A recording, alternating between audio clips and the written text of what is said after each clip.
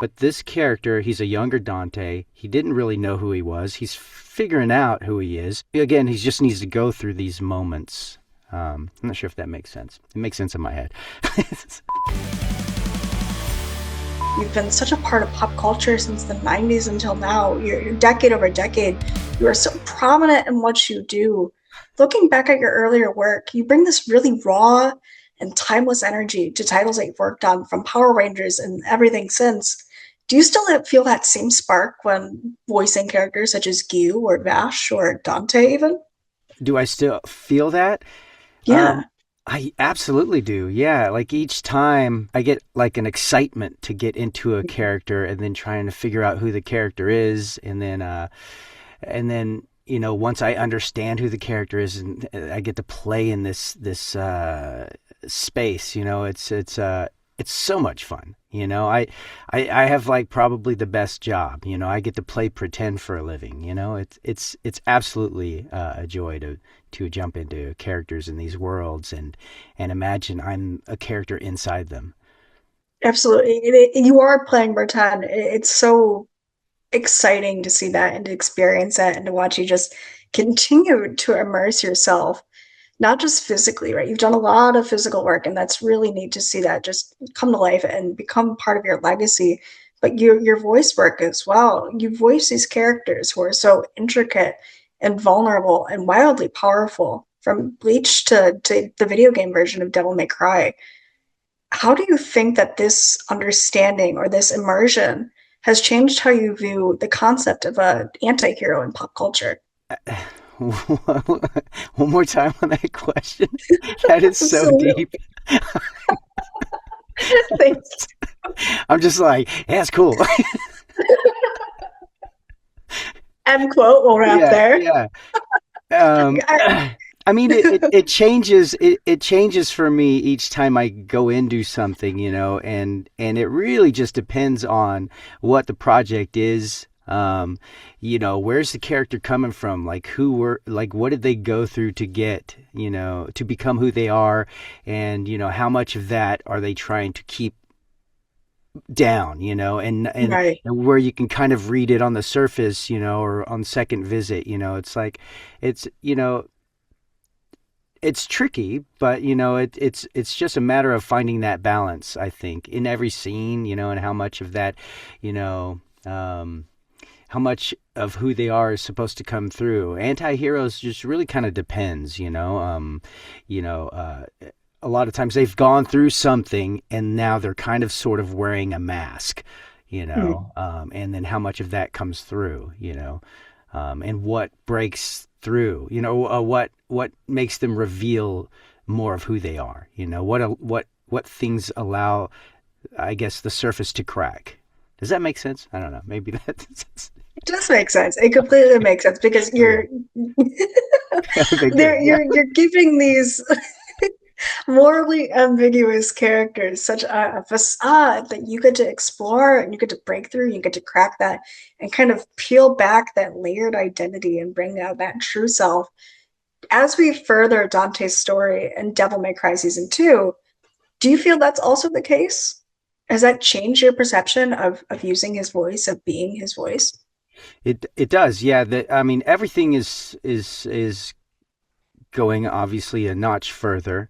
But this time we're also seeing quite a bit of his past, Virgil Mhm. as well, and his brother. We're seeing what his brother went through and a bit of them when they were younger.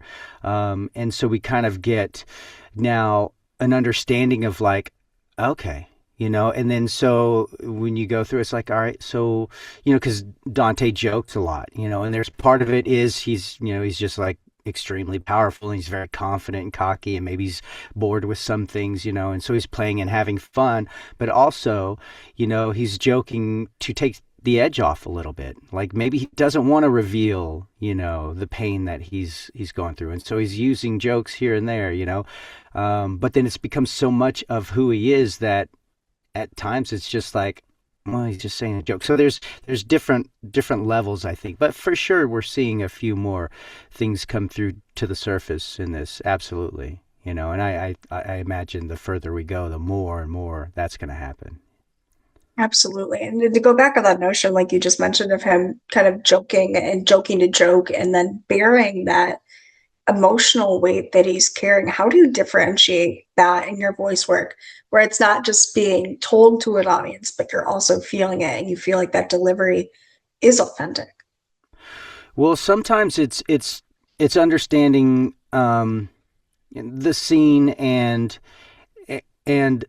what is he really saying, and sometimes, I think a lot of times actually, when you look at dialogue, you might not be saying exactly. I mean, there are times when you're saying exactly what you mean, um, but sometimes there's like other things that you could be saying, and so Exactly. at times you want to sort of feel a hint of like, you know, not doubt, but like maybe this means something more than what he's actually saying, you know? Oh, completely. There's that layer again that you have to tap into and explore and really push past, the showing versus the telling, or just explaining and speaking to an audience, with today's phone culture being a Netflix side dish, I suppose, where you're scrolling and watching. Am I listening to what the show is telling me, or am I actually engaging?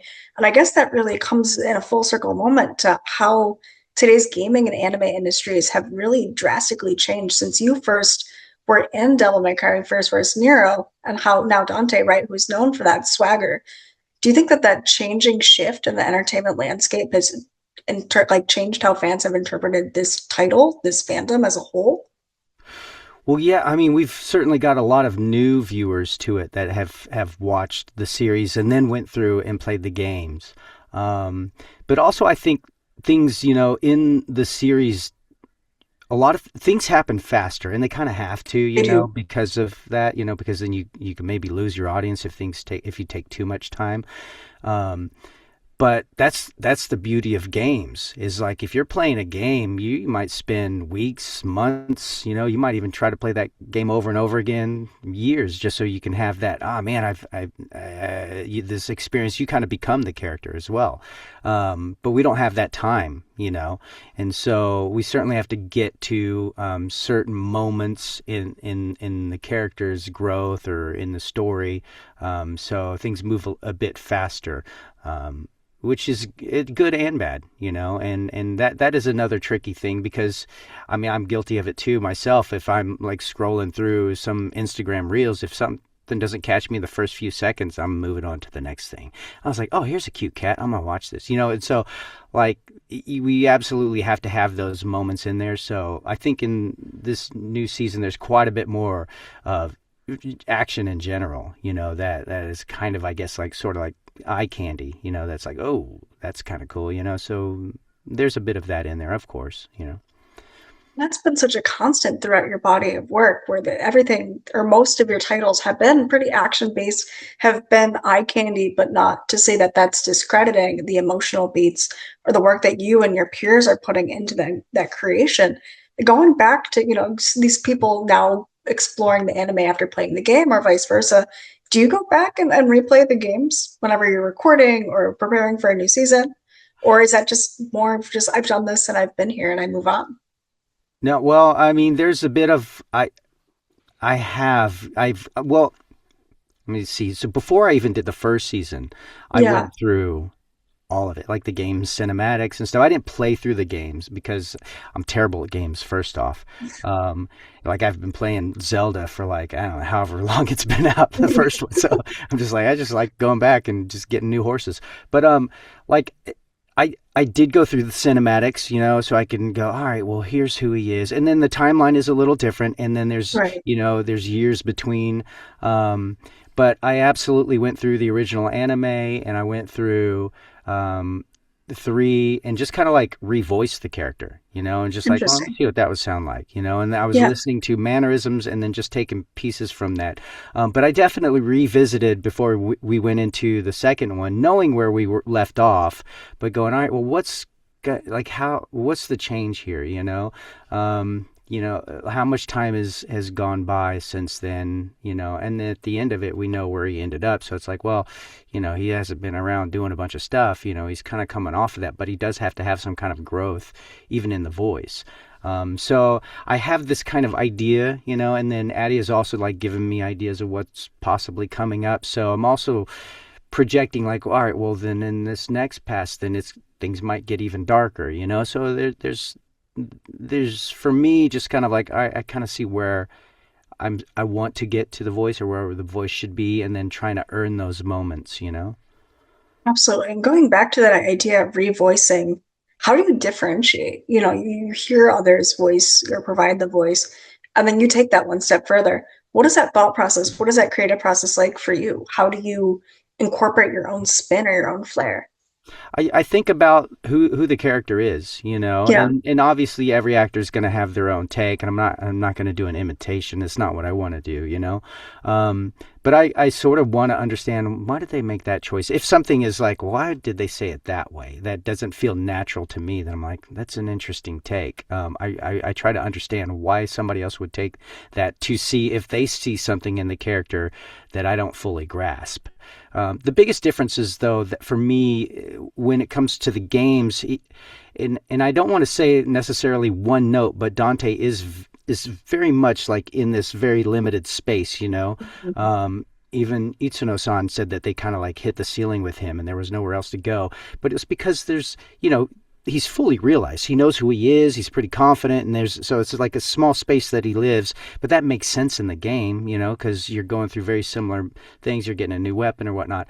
But this character, he's a younger Dante. He didn't really know who he was. He's figuring out who he is, and so we have to go through this journey with him as he discovers who he is, and then even emotionally, and so there's a place obviously we want to get to him, as far as like that sort of game persona, but he needs to earn that space. And so like, well, again, he just needs to go through these moments. I'm not sure if that makes sense. It makes sense in my head. it does. It completely makes sense. Right? There's that you need that event or something to happen that he transitions or Yeah. experiences Yeah, for whatever sure. it is in this world around him.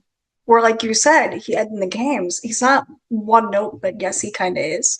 Right. And well, and then when people play the game, you've already you're bringing in your own, not innocence, but um you're starting at zero with understanding him, and then he's already here, so you're filling in the gaps as you're playing, and you're Yeah, figuring out like, oh, this is this, as the story is being revealed to you, you're like, oh, okay, so it's all making sense.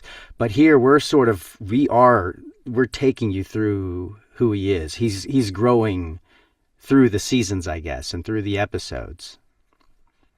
yeah, no, completely. It's a nice revisitation to the IP that's existed and been so significant for so long. And you've talked about this growth that you've seen, and not just with Dante, but you throughout the experience of voicing characters who need growth and change and become stronger are just indomitable and to a degree.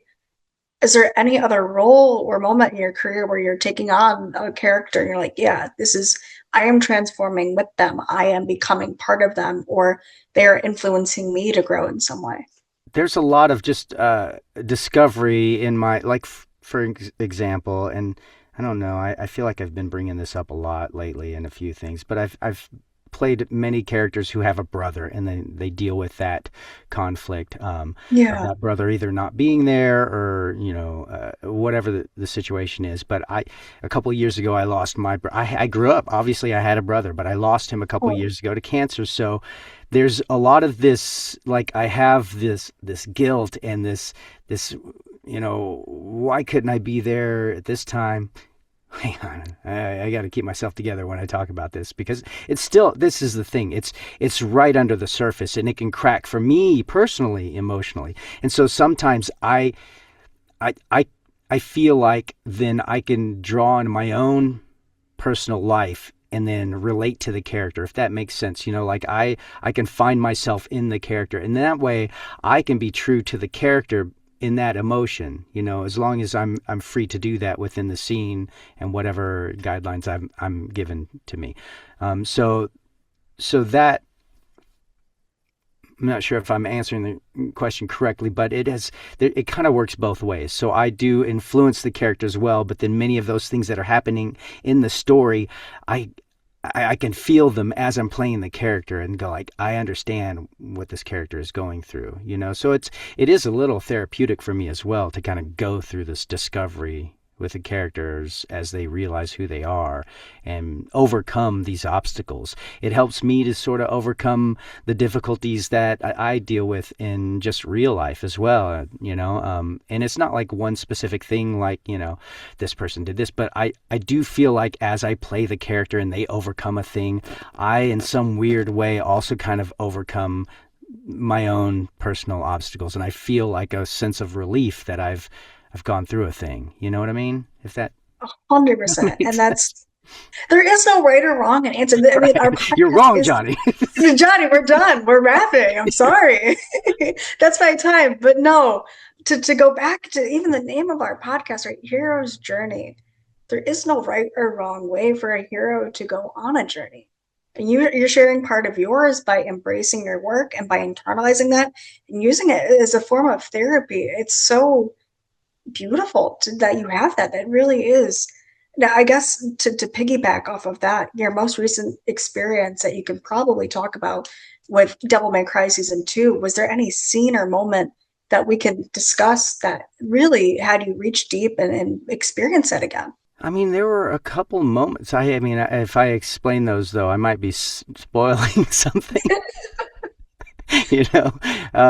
But there's absolutely some moments where I'll just say this: there are a few moments throughout that I do feel like, oh man, that felt good, you know, to kind of reach a certain point, and not just my character, just in the story, and even other characters, like going, oh man, and like I got to hear a bit of it and see a bit of it, and then even like I hadn't heard other characters and what they were gonna do, and then finally seeing the scene together, like all of us in there, I'm like, oh okay, that feels like that felt right, you know, where it ended up going, and where I pictured it in my head, and I'm like, okay, I understand it, but then really kind of seeing it completely, you know, not just a, you know, I don't know, poor reflection that's in my mind.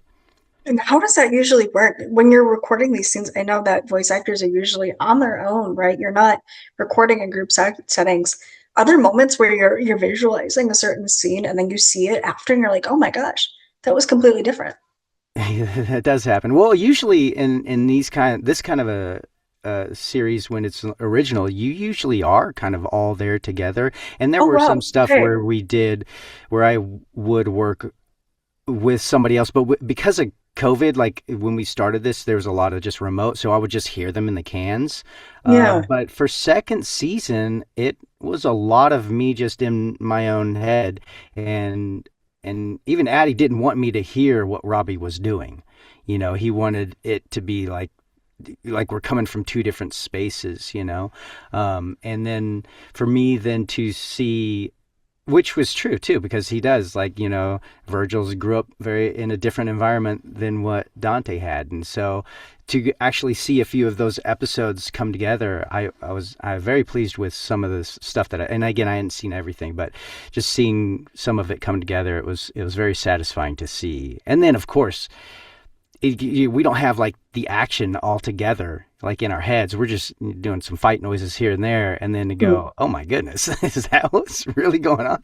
It's like, wow, okay, this is pretty cool. But then they also kind of guide you, like my director will tell me, Gene would say, you know, you're much further away from this character, so this has got to be projected quite a bit, so that obviously I'm working within whatever boundaries are set before me, and then I just kind of play and imagine. But I will say that a lot of the times it's in my head, I picture one thing, and then when I see it, I'm like, oh, that's so much better, you know. I do. And Robbie's wonderful. I've had the privilege of Oh, he's running amazing. into him. He's so Robbie's awesome. amazing. Shout Yeah. out to Robbie Damon. Oh, shout out to Robbie Damon. You guys work so well together. And you brought up this kind of like isolated recording stance, right? Where you want that distance to be physically there, whether it's in your control or not.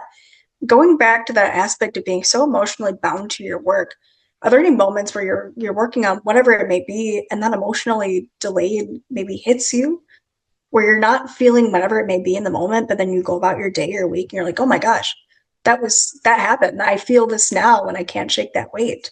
usually it happens for me when I'm working on it, or at least a sense of it. And then it's kind of like what we were saying before, is like when you actually watch it, then it's like, oh, okay. It feels even better to see it come together. It's like I obviously I have to feel what I'm saying, and so I'm trying not to spoil anything.